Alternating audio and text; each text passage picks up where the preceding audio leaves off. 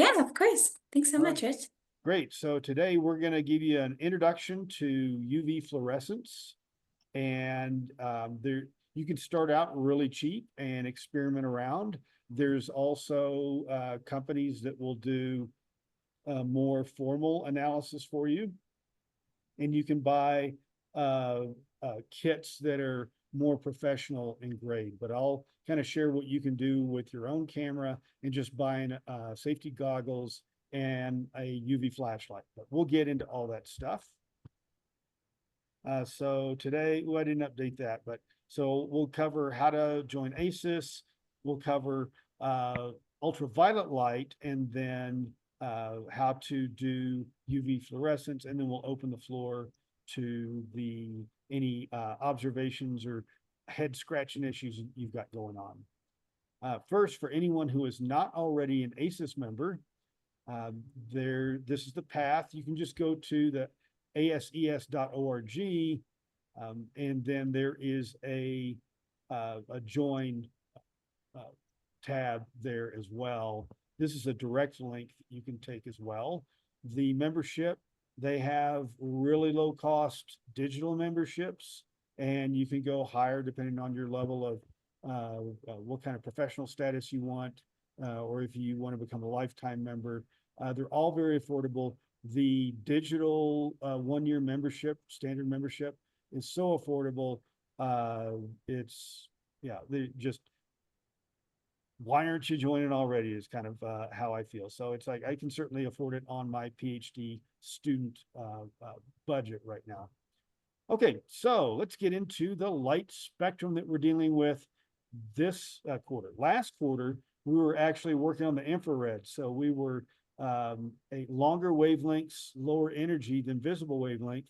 Today, we're going to be focusing on the ultraviolet, which is the other side of the visible light. So we've got, you can see infrared, and we start getting into near infrared here, the main infrared, like your cameras that sense infrared for heat and stuff. It's kind of picking up in this range here, 14, 15 microns. But so we're in a visible wavelength, which is 400 to 700 nanometers. And then below 400, we start getting into ultraviolet light. And there's, you might hear the terms UVA, UVB, and UVC. And UVA is the one that's closest to visible. And you can see it runs about 315 nanometers up to 400. And then from 315 down to 280, that's UVB. That's where we get lots of our sunburns from, because the clouds block and atmosphere block some of that, but not all of that. And then UVC, we don't get hardly any of that here on the ground because our atmosphere does a really good job of filtering that out. But you might see some lamps, and I'll get into that later, that emit in the UVC range. So we've got UVA, B, and C, Three's Company. Are we talking about John Ritter? Nope, not that guy. We're talking about Johann Ritter. And he, back in 1801, I believe it was, just a year after William Herschel discovered infrared light, and I talked about his experiment that he ran last time with that, Johann Ritter worked with kind of photosensitive chemicals before we really called, I don't know that we really call them that.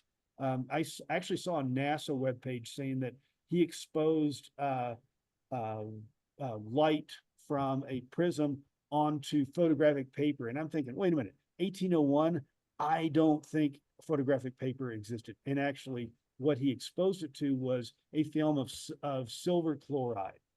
He experimented with that. In fact, he was mainly a chemist, and he did so much experimenting with chemistry, they're pretty sure it led to his early death at 33 years old. But while he was still with us, he had heard that blue light would turn this silver chloride dark and all the way to black faster than red light. And so so he ran an experiment to confirm that. Yes, he did. And then he kind of changed. So he had a dark box, and he put something with sodium chloride on it. And then he had a bit of light coming in, aimed right at a slit, aimed right at this prism. and then he adjusted it so that it actually didn't end with the blue and the violet at the very bottom. He kind of tilted it up some, and then he noticed that it got super black where there was no visible light. And so that's how he discovered, and he called it, or I don't think he coined the phrase, but soon after others started using the term ultraviolet light or beyond violet. So that's how they discovered that there's this thing called that's a different wavelength of light, and we call it ultraviolet. And then I'll just kind of go back and share that the wavelengths that are shorter wavelengths than visible light, they also have higher energy, and their frequency is greater because the wavelength is shorter. So higher energy, lower energy out here. So fluorescence is a certain type of luminescence, and in this case, a material can absorb energy followed by that's delivered through photons, and there's an immediate emission of light or something in an electromagnetic radiation. A lot of people think of light as just only the visible spectrum. And the key thing here is that the emission of light suddenly stops as soon as you remove or turn off that light source. Now, you might have heard of phosphorescence, and that's where it takes a little while for the light source to charge up, kind of build up to the emission level in that material. And then you can turn off the light and it will not immediately shut off. It'll kind of delay. Glow sticks are one of those things. There's other glow in the dark kind of materials, toys, and things like that that also are phosphorescent. Whoops. Let's see. So what's happening with fluorescence then is you'll have energy hitting the substance, and then there's an immediate, at least immediate to us, there may be a few, a nanosecond or femtosecond delay and stuff, but then as it gains energy, and then it will, as it loses energy, it'll emit a photon. So it receives a photon of light. And notice how this photon of light, the wavelengths are a little bit closer together. So this is shorter wavelength, higher energy. And then what is, as it loses energy in the material, it emits that a photon again, but then it's emitted at a longer wavelength, lower energy type part of the light spectrum. So here I've underlined emission of a photon of lower energy and a longer wavelength than the exciting photon. So that's what we're doing here. And so that's important. If we want to see something in the visible light range, then we certainly couldn't, if we were to hit it with infrared light, it would just give a even longer wavelength emission, and we wouldn't be able to see that. Similarly, if we were to hit it with visible light, there may be some fluorescence and emission, but it's just moving from one part of the visible spectrum to the other, and we're seeing everything and all this white light and stuff, so we can't really detect it. Whereas if we hit it with something in the ultraviolet range, then it's going to lose some energy and get us into this visible light. So that's what we're dealing with there, kind of the physics of everything. So what all materials do fluoresce under UV light? And here we've got, you'll see banknotes. A lot of times you'll go through customs and they'll check your passport too. There'll be an image there. There's certain minerals and rocks: fluorite, calcite, gypsum, ruby, talc, opal, agate, quartz. Certain types of quartz, amber, will glow with different extents under UV black light. In fact, when you were a teenager, you probably had a black light and some rock and roll posters hanging in your room and stuff. And that's like just barely right around 400 nanometers, a little bit less, a little bit greater, because you can visibly see that light when it's on, but it also causes these things to fluoresce. And that's what's going on. Dark spots in bananas will glow slightly under the UV. And then certain animals like butterflies, certain types of jellyfish, and then certain tropical fish glow. And they mentioned that pet shops and aquariums a lot of times will use a UV light source to make those colors pop a little bit more, increase sales, those kind of things. So that's kind of what's going on physics wise. Let's talk a little bit about safety. It's not super dangerous, but you do need to take precautions, predominantly protecting your eyes. So the UVA wavelength, and this is from University of Rochester, their OSHA department. So what's going on is when we are conducting this fluorescence inspection, we're doing it at night or in a dark room. What happens to your pupils then? They dilate, they get really big, so you can gather as much light as possible. And if you're shining a UV light around, especially if you it reflects off something in your eyes, or you point it in your eyes, then your pupils are all the way dilated, and you can start to if it's these wavelengths, you can actually start sunburning your retina. I don't think you actually get, well, actually retinal burns, so you can get that. The other is it can just start damaging the other parts of your eye and increase the risk of cataracts. So, and then we typically, in fact, the wavelengths of flashlights we use for this are either 365 nanometers or 395 nanometers. You will see some stuff that's actually lower, kind of in this range. I did try out a UVB flashlight, and but it's too low. So when it hits with one photon and then emits with a lower energy, that lower energy, if you use this UVB, it's still in the UV range, and so we can't see it. So it's doesn't do us any good. So don't buy those, and they're just a higher risk. Now you're getting into more risks here, and it's as well as UVC. Now you'll see some UVC light sources are sold online, and that's to like kill bacteria in food. So you definitely don't want to use those. In fact, when you're using those, you really have to have gloves, all your skin covered, because you can quickly start having a sunburn and creating a risk of skin cancer. So everybody, when you're using a UV flashlight, please put on your safety goggles. So what kind do you need? You want to make sure they're ANSI Z87.1. You might also see an 87 plus. And that's optically, it's got the same UVA, UVB protection, but the Z87 also has a higher impact rating for projectiles that might be coming towards your face, kind of thing. So, so those are both acceptable, and they're quite affordable. So this pair here is less than 20 bucks. Your sight is definitely worth at least 20 bucks. So please buy those. And for anyone who might be with you while you're doing this inspection. Okay, so where are we going to look at? I showed you a list of the materials that tend to, and substances that tend to fluoresce. If you look at a typical PV module, you'll have an aluminum frame, glass on the front. There's an encapsulant layer. A lot of times it's either ethylene vinyl acetate, or sometimes it's polyolefin elastomer.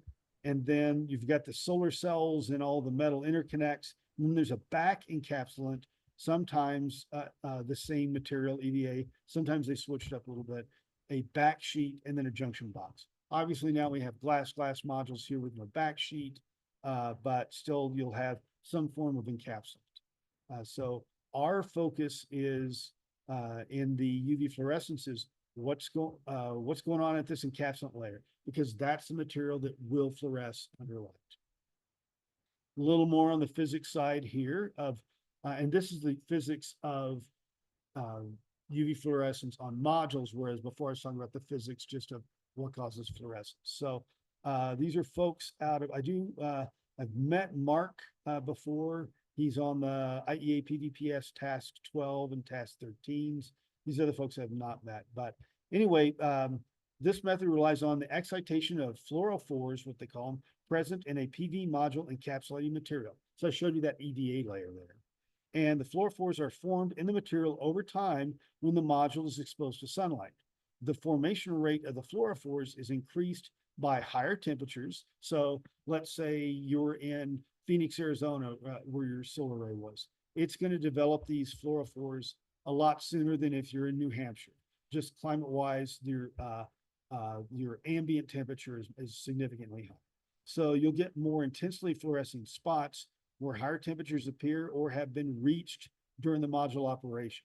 So what they mean by that is, let's say I'm operating a module in Minnesota and it's, much cooler there, but I have a bad cell that's like shorting or it's in reverse bias and the other cells are back feeding their power into that cell. It's going to run at a hotter temperature hour after hour, day after day, year after year, and you will actually see times when modules just optically, you can see, hey, there's some extra browning on this cell that's not on other cells. You'll also see that to a lesser degree on modules where, let's go back here. So you see where the junction box is, wherever that is on the module, that makes it slower to dissipate heat on these cells on the other side than all the rest of the cells. So it's fairly common to see a little bit of encapsulant discoloration on the other side of your junction box. But that's what they mean by that there. Here's a link to this article if you want to read it. The fluorophores are extinguished, though, in the presence of oxygen. So it takes a little time, and over a year, year and a half, 2 years, and then longer, you might see some discoloration and browning of that encapsulant layer. But then it can be offset by oxygen diffusing into those where those fluorophores sit. And it can actually diffuse through the back sheet. The back sheet is not a hermetic seal. It is a insulator, but still, like within a day, if your humidity changes significantly, the atmosphere within a day will diffuse through that back sheet. So you'll see if the outside humidity is rising, if you were to measure the humidity right on the backside of your cell, within a day, it would have that moisture from the atmosphere would have diffused through there. Same with the oxygen, that's about a little over 20% of our atmosphere. And then the encapsulating material, laminated between the cells and the front glass is typically not reached by oxygen because it's got the cell block in it. But you'll see a little bit around the edges of the cell where it's coming there, and I'll show you some photos. Or if there's a crack through the cell, that oxygen will diffuse in through the crack as well and spread out. And that's where we really can start to see some things. There is a company in Boulder, and also they have offices in Florida and Massachusetts, Bright Spot Automation.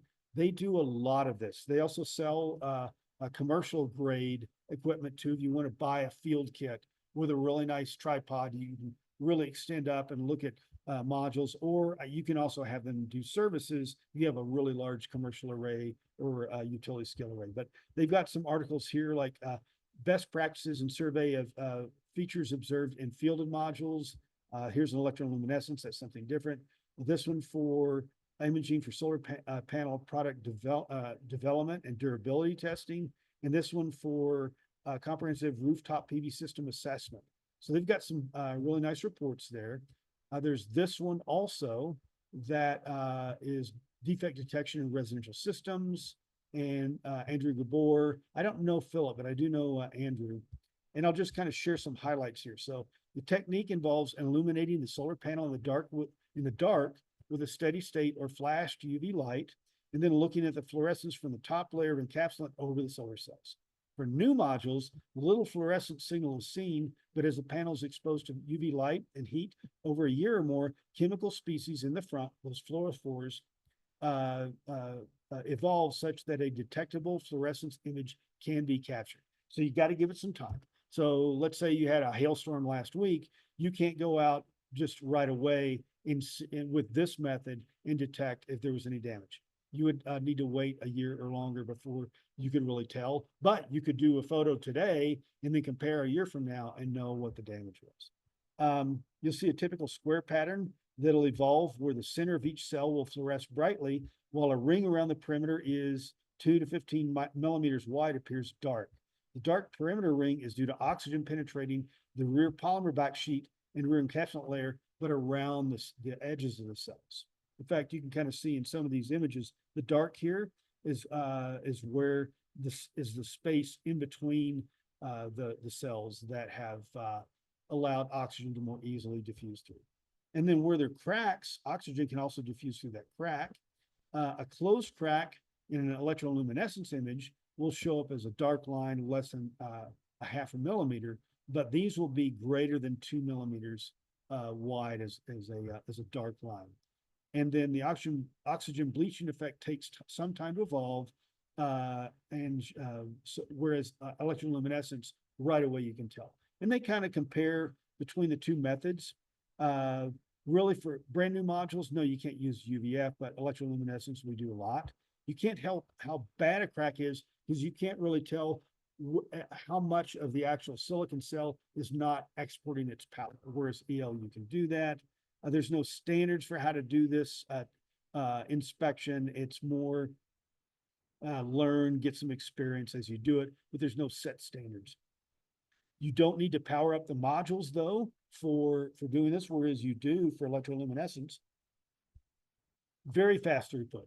If you're on a ground mount array, you can walk up and down with your UV flashlight, and you can quickly see immediately are there any issues with that module, and then walk on to the next and the next and the next. You can see cracks underneath the bus bars that you can't detect with electroluminescence. That's a huge advantage there.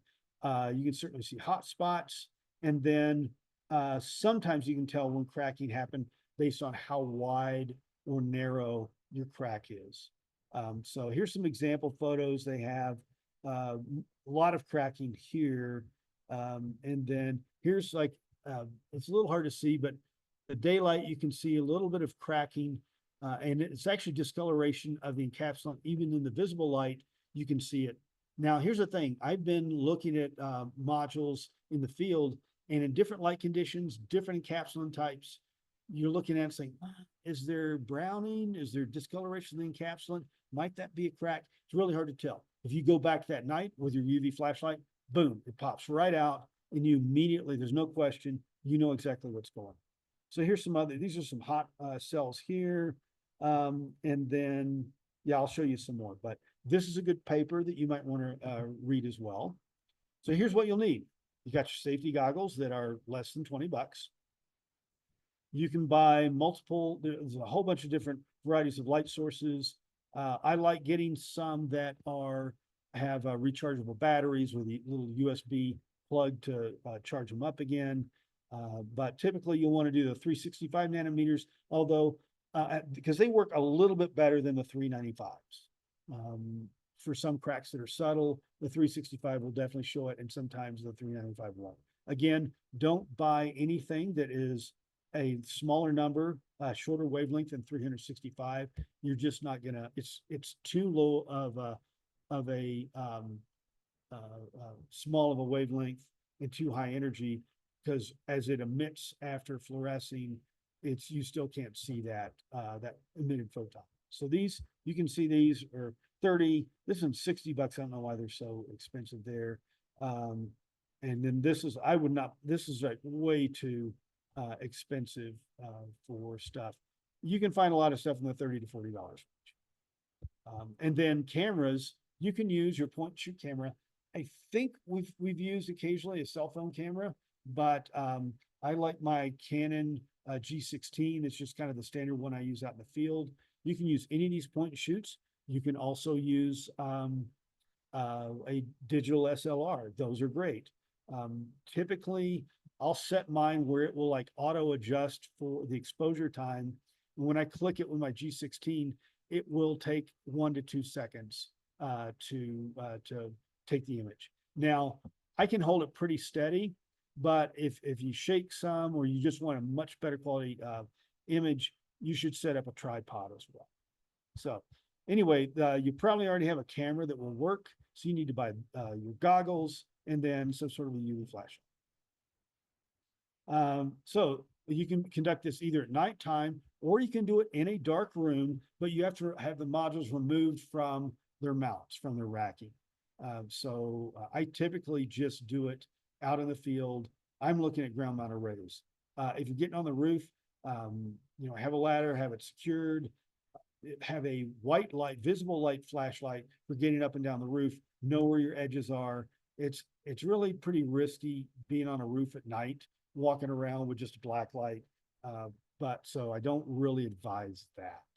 Um, and you'll need to wait though until at least 30 minutes after official sunset, because the all of civil twilight, there's just too much ambient light for you that's interfering with the emitted fluorescing image that's coming off the pen. You want to first don your safety goggles, then you'll illuminate your module with one of these two types of flashlights. Hold your camera steady in one hand and your flashlight in the other. But yeah, you can use a tripod if you want, and take your photo. And again, I said about 1 or 2 seconds for the exposure. You can always increase the ISO number to shorten the exposure time. So for those of you who are not familiar, there's a thing called the inverse square law on light. And so what that means is, so if you take kind of at this reference point, what's the illumination in lumens or other measurements stick you're going to use for this size area that's only 1 yard or 1 meter away from the light source. And but if you double the distance, the inverse square law, you would take 1/2 squared. So that would be 1/4. You get only 1/4 of the light by doubling the distance. Now, if you triple the distance, if you go out 3 yards instead of or meters instead of 1 meter, you're going to get 1/9 or 11% of the light. And if you go out 4 meters, in fact, it's usually go yard, meters, but you'll get only 6%. And that will affect your camera's exposure time. So if you stand way far back, your camera's going to need many seconds. It might need a 30-second exposure to capture the image. So you want to be mindful that you're not too far back from your modules with your light source. All right, there's a good document here. The IEA PVPS folks out of Europe. That's a large document, about 60 plus pages on all sorts of failure types. Chapter 5, section 5 covers the UV fluorescence type issues you'd see. So this would be no failure. It's fluorescing in the middle. It's dark around the very edge, because around the edge of the cell is where the light has been, or the oxygen has diffused around the edge of the cell and bleached out those fluorophores. Here you can see some cracks so we've got the oxygen has diffused around the edge and bleached things out, as well as along the crack lines. So clear that's a crack, very easy to see. You can see where this whole part of the cell has reverse biased, and it's isolated. And so I think it's, I'm not sure why this one's black here, but that's what they show as an example. And then here is, this is very subtle. It's not that this is a broader, wider zone of black. That could just be with time, that it's had more years for oxygen diffusing laterally. But you can see a slight difference in color from the bottom half to the top half. And here that's because the you're only getting current running through one side, and so it's going to fluoresce more. And that would actually be so this circuit path is closed, and all the circuit from the adjacent cells before and after is flowing through this remaining bus bar. So that's what you're seeing there. So these next ones are all photos that I've taken. These are some older Arco 50-watt modules. You can see there's a crack here. This is really weird that you don't see encroachment, and I wonder if, oh, I know why this is. There is actually a junction box on the backside that's blocking oxygen from diffusing through that. So that's why you see no blue, no dark spot there. But there's clearly a crack on this cell right here. Here's a photowatt module, and here, right underneath the bus bar, there's cracks. And there's actually a known manufacturing issue where the stresses right at the bus bar during the hot solder process would start to create micro cracks right at on the silicon cell adjacent to the bus bar. And so that's why you're seeing the blue there, the dark signal where oxygen has diffused through. Now you'd never see this in the daytime, but at night you can see um, because it just you see the lack of fluorescence there. Here's a little bit closer up views of another photowatt module with similar type defects there. Solar fund modules, the one on the left, both of these were damaged during install. I don't know if people knelt on this one, walked on it, leaned their body on it, whatever. But there's quite a few cracks. And then this one, this is like got to be the bottom of a pallet of modules, or it just flat got dropped. And so you see just hundreds of cracks here. The only thing that I wonder about on this is why isn't this one cell? Because this is literally, if I showed you the whole module, this is the only cell that's not cracked. So 59 out of 60 cells were all most heinously cracked here.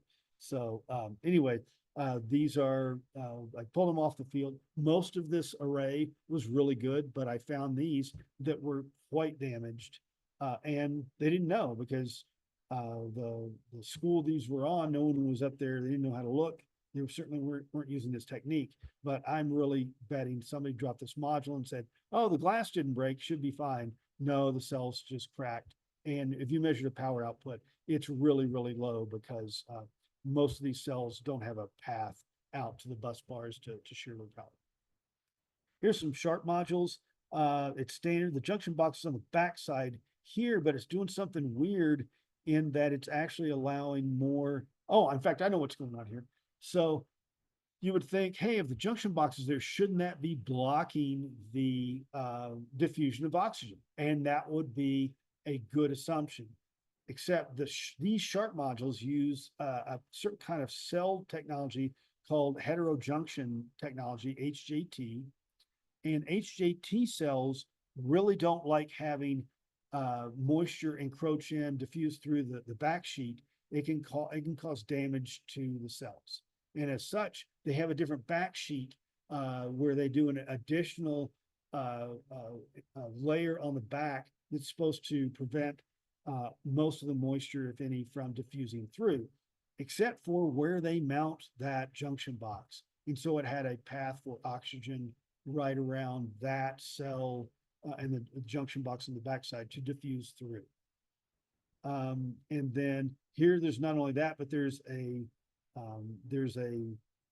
cell crack right there on that same cell. You look at these are fainter. Here's kind of a zooming in. So it's still fluorescing some, but not nearly as much as something like this. So it's a slower rate of color change between the two. And the cracks don't stand out nearly as obviously, but they're still there. So different materials will behave a little bit different.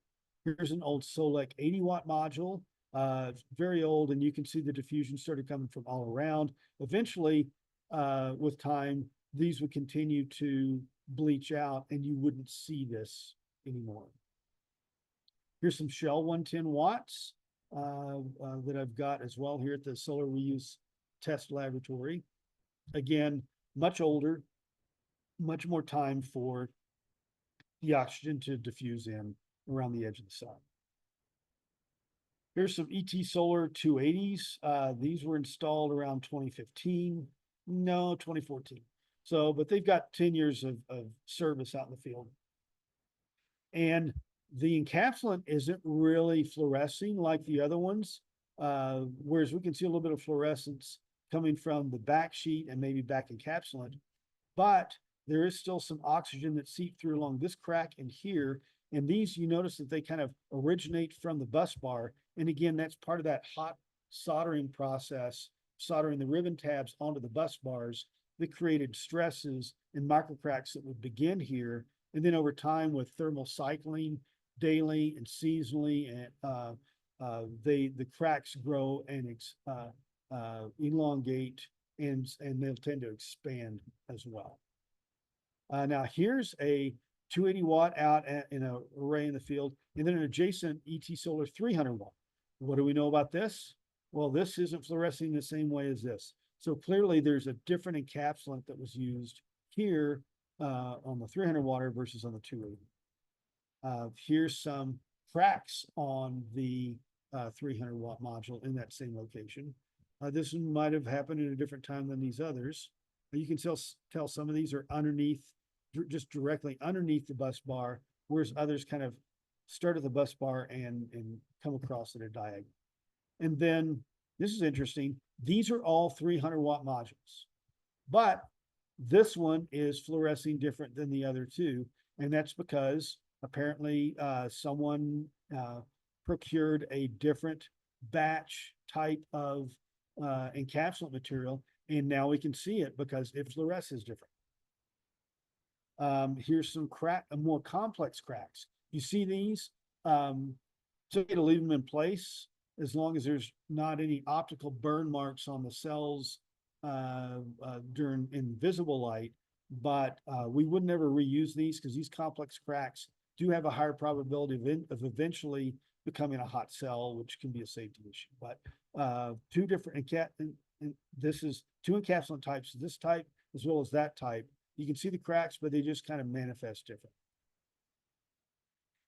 Here's some Hanwha 235s, and then definitely some install damage on this one. And here, both of these are the same module type, but two different encapsulants.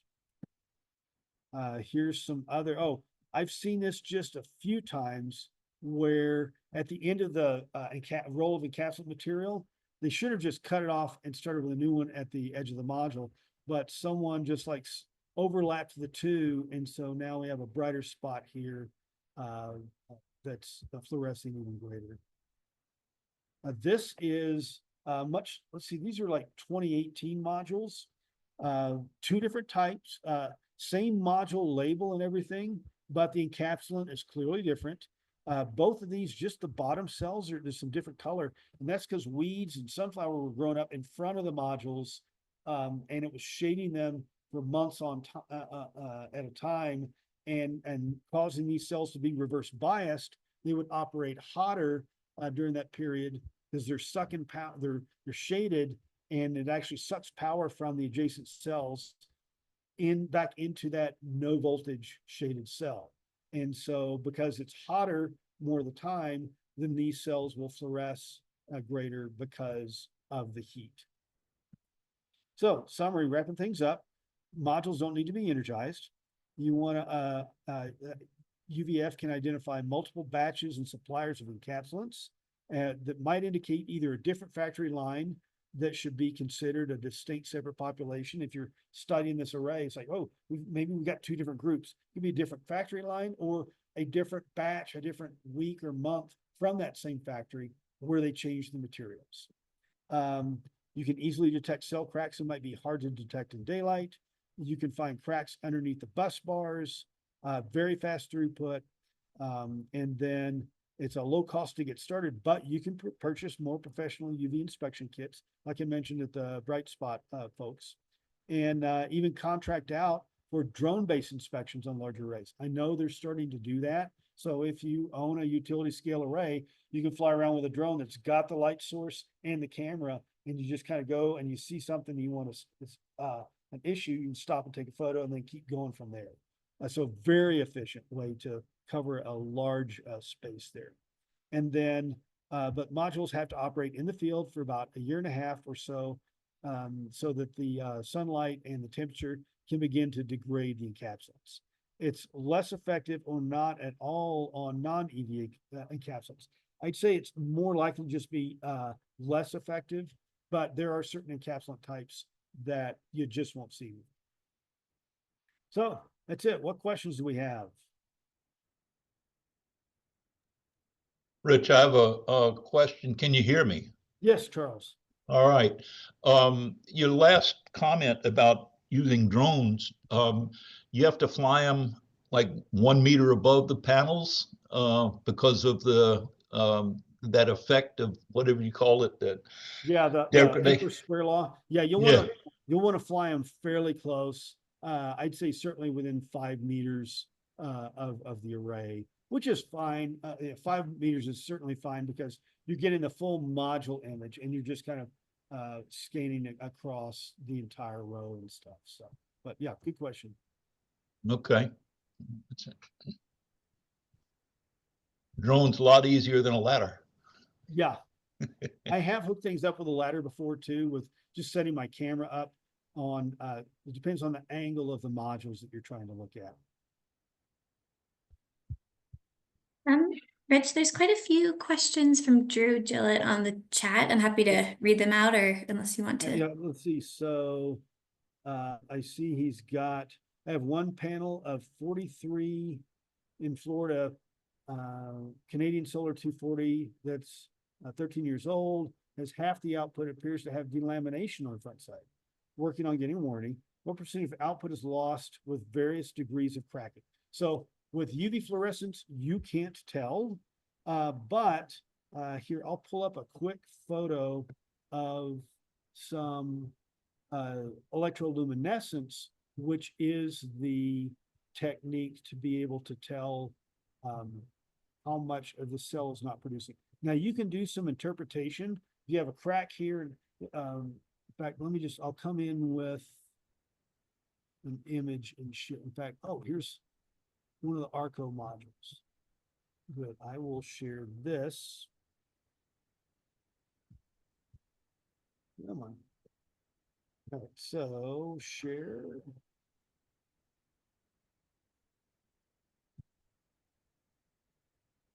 So on this image, there was a crack right here.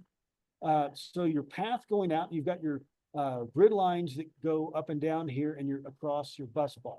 So if you have a crack in certain spots, but there's still another path of a grid line to the other bus bar, that's great. But if you cut off one of those pathways, then that part of the cell will stop producing.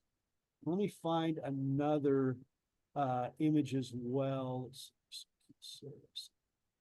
see if things look good enough for, that's a different kind of defect.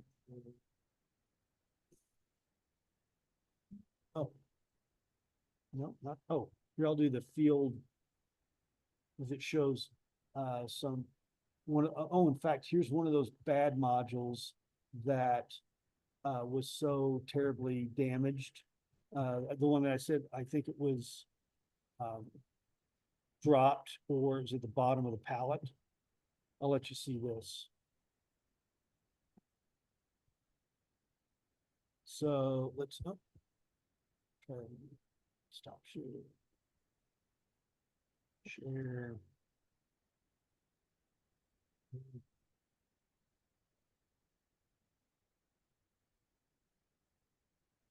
All right, so you can see all the stinking cracks here. And any place that's black, there's no power at all that's being sent out of the module. Any place that's gray is reduced power. Anything that's white, it's emitting the most photons, and that's actually where you're getting the highest energy production on the module. So here's an example of something really bad. So if you're seeing delamination, it's possible, but you would need to use a technique like this to actually see where it's not producing power, but you have measured with your meter that power is low. I would be interested to just see a photo of the delamination, and I can make a comment on that as well if you need. And then, let's see. Oh yeah, some of those ARCOs that some of them are still performing 65, 70% power, and they were made in the early 80s. So that's great. And then, yeah, let's see. I don't think, I do have some IB curves on ARCO. I just don't have them readily available to show. It tends to look flatter instead of a nice curve. Your VOC and your ISC might be pretty close to normal, but it's kind of it might not be a straight line, but it'd be a flatter curve on some of those. And then walking on, yes, that's another thing that causes damage.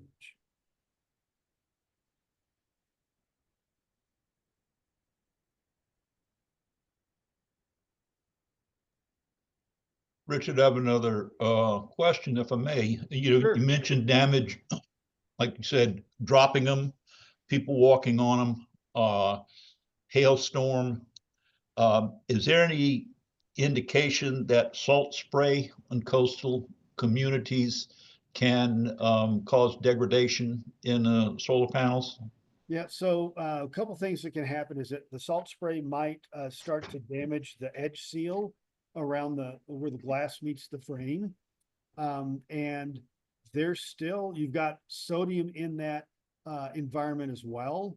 And so as moisture and air are diffusing through, if there's some sodium ions as well, then once it reaches the silicon cell, sodium is very mobile and it will actually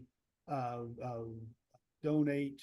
Let's see, the sodium is a positive ion, and so it will suck up spare electrons and instead of letting them flow freely. So it'll kind of trap electrons, and you'll get noticeable power reduction there too. Yeah, it's a difficult environment. It doesn't bode well for most of the people who live within 200 miles of saltwater coast. Well, it's certainly very within a few miles of the beach, that gets really bad. I know from working on energy systems in Alaska that you go in from the coast a few miles and you don't see nearly the problem. But when you're right on the water, just there's so much more salt content in the atmosphere there. Yeah. Okay.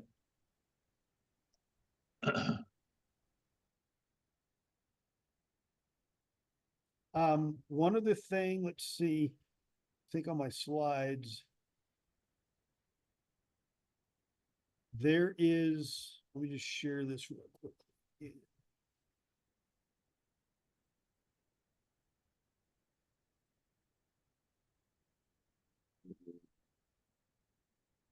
Okay, so the Q3 webinar would have normally fallen on the first Wednesday of August, but that is Solar 2025 in Boulder. So we're not going to have a Q3 webinar, but we hope as many of you as possible can make it out.